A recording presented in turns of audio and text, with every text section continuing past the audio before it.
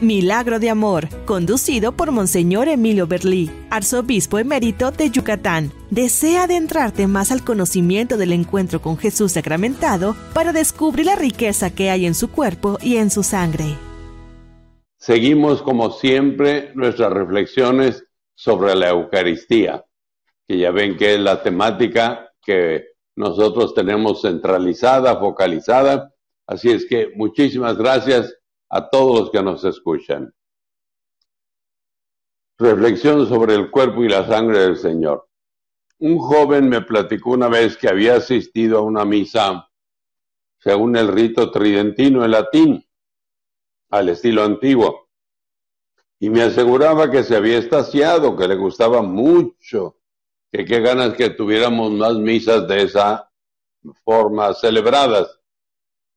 Pero le hice ver que nuestra iglesia modificó su liturgia para que la misa obligara a las personas a salir de sí mismas y a comprometerse más con las demás personas, precisamente porque ese es el deseo de nuestro Señor cuando nos nutre, nos fortalece en la Eucaristía. La Eucaristía de por sí no consiste en un acto intimista entre Dios y el individuo, sino una relación comunitaria con Dios, con todos sus hijos. Somos iglesia, eso es muy importante. El pasado muchas veces se dejó guiar mucho por la piedad intimista. La persona se preocupaba, y no era malo eso, al contrario, muy bueno, pero se preocupaba por su relación directa con Dios, pero a veces no ponía la suficiente atención, no le daba el suficiente tiempo, no había esa voluntad de compromiso con los demás, al servicio de los demás, en colaboración con los demás, respetando a los demás, precisamente para crear lo que llamamos iglesia.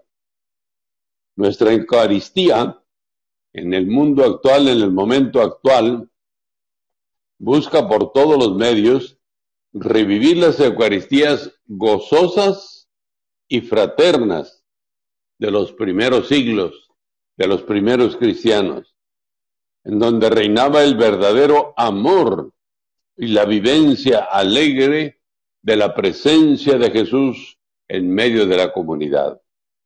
Así se evidencia en el capítulo 2 del libro de los Hechos de los Apóstoles y en los escritos de los primeros padres de la iglesia. Jesús aseguró que donde 2 o 3 se pusieran de acuerdo en su nombre, ahí estaría Él presente. Mateo 19:19. Una Eucaristía es ante todo una experiencia de comunión, unión común entre los hermanos, para poder tener comunión con Dios. Una Eucaristía es momento de reconciliación, es oportunidad de sentirnos perdonados por Dios y de vernos obligados a ese perdón que siga influyendo hacia los hermanos que nos rodean, particularmente hacia el esposo o a la esposa, hacia los hijos, hacia los amigos e incluso a los enemigos. No puede haber Eucaristía, comunión, si existe desunión entre los hermanos, si nos resistimos a perdonar y a comprender. San Pablo levantó su voz contra los corintios que pretendían comulgar con el cuerpo de Cristo, mientras entre ellos se nutrían las divisiones. En la comunidad se decía: yo soy de Pedro, yo soy de Pablo, yo soy de Apolo. Pablo los hizo reflexionar acerca de que así como el pan que se parte es uno solo, así también ellos están llamados a firmar una sola comunión en el cuerpo de Cristo nuestro Señor. En la antigüedad, según la costumbre judía, El que presidía la mesa partía un pan grande y lo distribuía entre los comensales. Así se estilaba en los primeros tiempos. Era un gesto muy significativo, un solo pan, pero repartido entre muchos.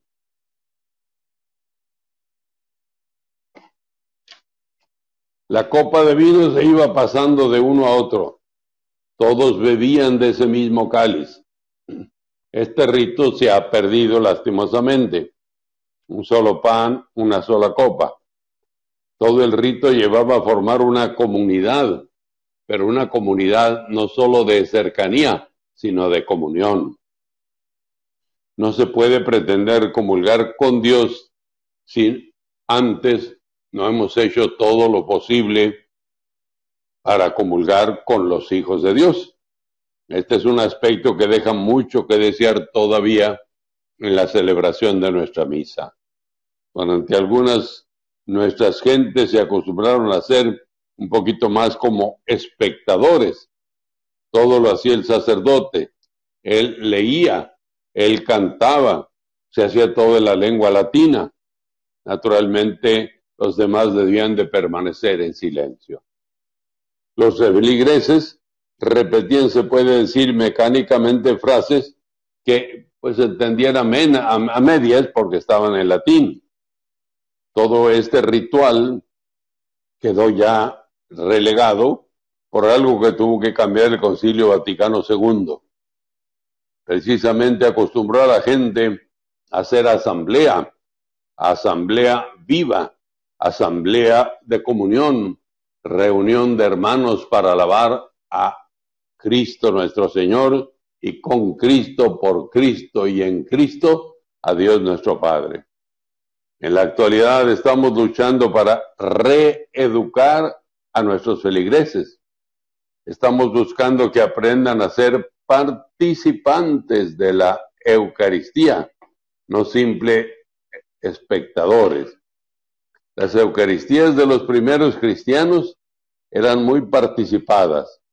Los llevaron a cuestionarse seriamente acerca de sus divisiones de tipo social, por ejemplo, patronos y sirvientes, patronos y esclavos. Lo inaudito se verificó en las misas de los primeros cristianos, porque patronos y esclavos pudieron compartir la misma mesa, el mismo pan, el mismo cáliz, porque en medio de ellos estaba la presencia mística de Jesús.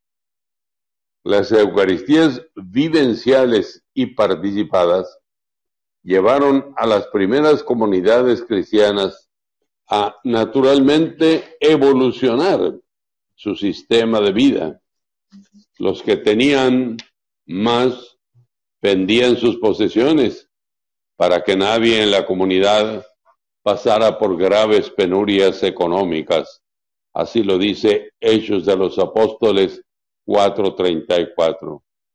Algo que ahora nos parece inaudito. Todo esto se conseguía por medio de la Cena del Señor, en la que no había ritualismos que entorpecieran, sino espontaneidad, dictada precisamente por el corazón que estaba lleno de fe y de amor. Puede haber habido abusos, como sucede en todas las cosas, pero prevalecían las bendiciones y los beneficios. Es inútil querer que existan verdaderas Eucaristías si no hiciéramos hincapié en la auténtica comunión que debe de llevarse adelante entre los fieles. En estas deficiencias, la culpa es más de los sacerdotes que de los fieles. Así como en una orquesta se proyecta la pericia del director, así también en la Eucaristía se percibe el ritmo espiritual que el sacerdote le va imprimiendo a la asamblea. Hay mucho camino todavía por andar. Lo importante es que ya comenzamos a concientizarnos de la urgencia de vitalizar nuestras misas. Por eso me parece muy importante que cada quien piense cuando va a misa. Tengo que ir de una manera dinámica. No nomás voy a presenciar, no. Voy a participar. Antiguamente era presenciar, actualmente es participar. Las dos empiezan con P, pero cambia mucho la participación a verdaderamente la sola presencia. Entonces pidámosle al Señor, cuando vamos a la Santa Misa, que verdaderamente estemos presentes, presenciando y participando en la Eucaristía. Continuaremos.